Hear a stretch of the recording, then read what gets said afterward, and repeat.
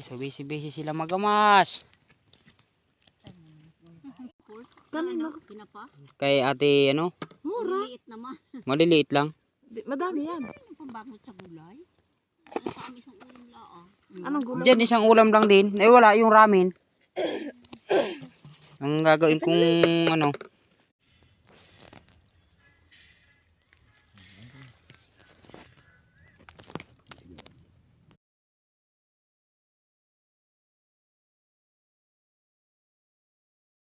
Guys ng kanin sa dahon. Lagyan natin ng konting asin. Ayan guys, lagyan konting asin.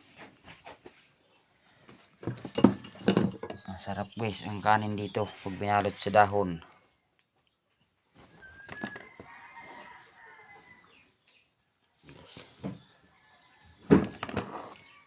Pangbaon papunta sa trabaho. Gamas na naman po kami. Ito guys, balot ng kanin pangbaon.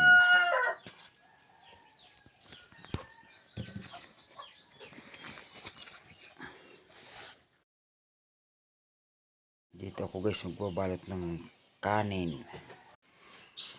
Guys, maglalaib ng dahon, babalutan ng kanin.